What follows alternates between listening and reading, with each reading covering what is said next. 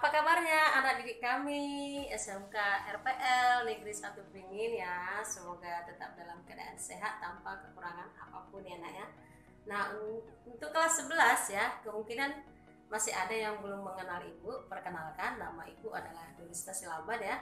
Ibu membawakan mata pelajaran basis data. Nah, untuk pertemuan kali ini kita akan mempelajari struktur basis data ya nak ya. Jadi tujuan pembelajarannya adalah anak didik kami harus mampu memahami pengertian dari basis data atau basis data karena beda-beda ya. Kemudian anak didik kami harus mampu mengetahui manfaat dari basis data. Yang berikutnya, anak didik kami harus mampu mengetahui elemen dari basis data. Yang berikutnya, anak didik kami harus mengetahui siapa saja sih yang menggunakan basis data gitu ya. Nah, yang terakhir, anak didik kami harus mengetahui atau harus bisa memahami model dari struktur basis data ya nak ya. Semoga anak didik kami bisa lebih fokus dan terus bersemangat dalam pembelajaran ini ya nak ya. Nah, silahkan disimak video berikutnya ya. Oke, check it out. Nah, perhatikan nak, ini adalah ilustrasi dari sebuah data di mana di sini terdapat sebuah gambar ponsel. Nah, di ponsel kita itu otomatis ada nomor kontak ya. Nah, itu merupakan contoh dari sebuah data ya nak ya. Nah, sekarang kita bahas itu apa sih basis data. Basis data itu merupakan kalau basis itu merupakan gudang atau tempat bersarang atau tempat berkumpul ya, atau bisa kita umpamakan seperti hard disk gitu ya. Nah, kalau data itu adalah suatu kumpulan fakta dari dunia nyata ya, yang mewakili sebuah objek, baik itu manusia, barang atau yang lainnya, yang ada direkod ke dalam beberapa bentuk. Di antaranya ada angka, ada bentuk huruf, ada bentuk simbol, ada teks, ada juga berupa bunyi, gambar, serta ada juga perpaduan ya. Jadi kalau basis data itu adalah kumpulan dari data yang saling berhubungan ya, satu dengan yang lainnya, tersimpan dalam perangkat keras komputer dan digunakan perangkat lunak untuk memanipulasi. Jadi basis data itu kita harus manipulasi kembali ya. Itu dia pengertian dari basis data. Kumpulan dari data yang saling berhubungan satu dengan yang lainnya.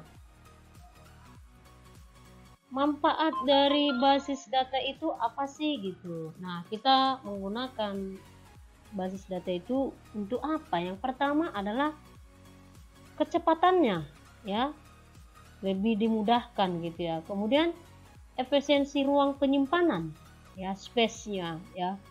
Nah, contoh kalau kita tidak menggunakan basis data, kita menyimpan barang di lemari umpamanya, maka lemari ini ya suatu ketika bisa dikatakan akan lebih cepat penuh gitu. Jadi kalau kita menyimpannya secara basis data ya, lebih efisien dia.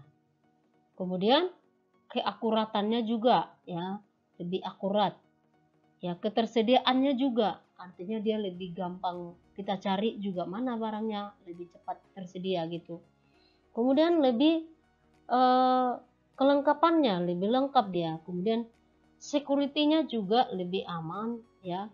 Jadi kalau di lemari bisa saja kan dicuri orang. Jadi kalau misalnya dia penyimpanan itu sudah menggunakan basis data, maka keamanan itu lebih aman daripada lemari di rumah kita gitu ya. Kemudian bisa kita pakai secara bersama-sama ya. Jadi kalau kita menyimpan barang di lemari ya mungkin hanya satu orang dua orang yang bisa masuk ke situ membuka lemari.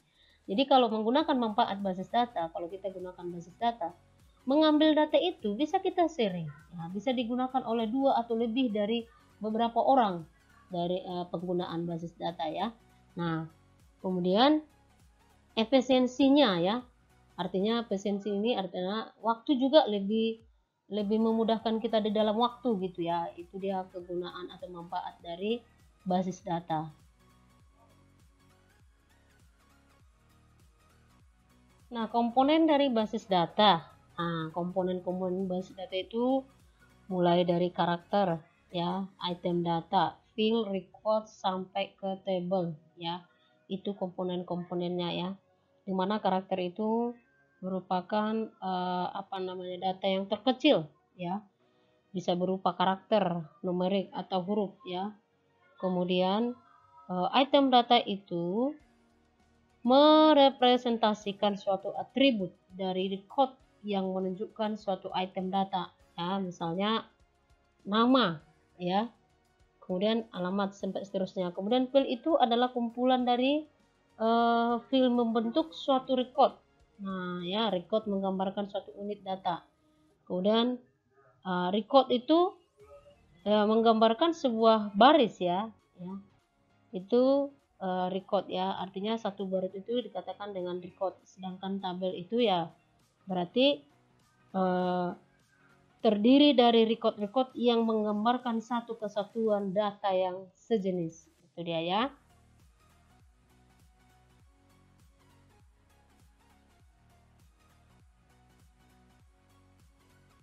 Nah, perhatikan contoh tabel data siswa di bawah ini. Ya, di sini bisa kita lihat yang manakah record, yang manakah field, dan yang manakah item data dan karakter. Nah, diperhatikan dengan baik ya. Jadi record itu yang mana, field yang mana, item data yang mana, karakter data yang mana ya. Oke anak ya. Penggunaan basis data ya. Nah, yang menggunakan basis data ini siapa aja sih ya? Kepegawaian, pergudangan, akuntansi, ya, reservasi, sekolah juga ya. Nah, bahkan sekarang yang lebih yang lebih sering mungkin kita dapat itu penjualan online dengan menggunakan sistem gitu ya. Itu menggunakan basis data ya. Contoh Blibli dan yang lain-lain atau Tokopedia ya, itu tetap menggunakan basis data ya. Nah, komponen utama sistem basis data yang pertama perangkat keras. Contohnya itu ada hardware atau memori sekunder. Komponen kedua adalah sistem operasi. Contohnya itu adalah Windows 10, ada Mac OS 11. Yang ketiga adalah database. Nah, di mana data itu sudah membentuk sebuah tabel. Artinya dia sudah memiliki filenya, sudah ada recordnya, sudah ada datanya, atau sudah ada atributnya. Nah, yang berikutnya adalah DBMS atau Database Management System. Nah, data atau database itu tidak langsung digunakan oleh user. Jadi, di sini DBMS ini adalah ada sebuah aplikasi ya untuk mengolah data itu, baik itu menambah, baik itu mengurangi, itu dia. Kemudian user ini adalah pengguna ya, ini bisa dikatakan adalah programmernya ya. Jadi pengguna ini sebenarnya banyak ya, ada programmer aplikasinya, ada user mahir, ada user umum, ada user khusus ya. Nah sekarang DBMS ya, atau sistem manajemen basis data. Nah, kalau dia sudah DBMS berarti data yang tadinya manual kita gunakan atau kita olah dia secara komputerisasi ya. Jadi DBMS itu merupakan sebuah perangkat lunak yang menentukan ya bagaimana data itu kita organisasikan atau kita simpan atau diubah dan diambil kembali ya. Bisa dengan menggunakan aplikasi Microsoft Access, bisa dengan menggunakan MySQL, bisa dengan menggunakan Oracle. Nah, jadi disitulah kita olah database itu nanti. Jadi ketika dia sudah menggunakan aplikasi, maka itu dikatakan sebagai sistem manajemen basis data. Model struktur basis data. Yang pertama adalah model hierarki, di mana model hierarki ini seperti hubungan antara anak dengan orang tua atau orang tua dengan anak. Nah, Di sini model ini menggunakan pola hubungannya ini atau parent child. Setiap orang tua bisa memiliki satu anak atau yang disebut dengan one to many. Atau orang tua bisa memiliki berbeda atau beberapa anak, bukan berbeda ya nak ya, atau one to many ya. Tetapi satu anak itu pasti memiliki satu orang tua ya. Itu dia. Nah, ini contoh dari model hierarki basis data. Nah, di sini bisa kita lihat bahwasanya seorang dosen itu bisa mengampu beberapa mata kuliah ya.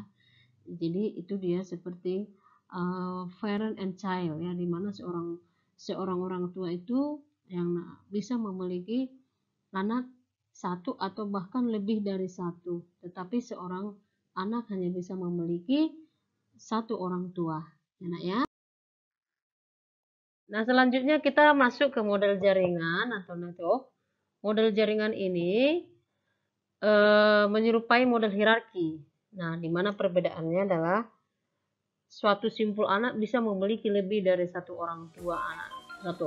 Kalau tadi model hierarki, satu anak itu bisa memiliki satu orang tua. Kalau ini satu anak bisa memiliki beberapa orang tua.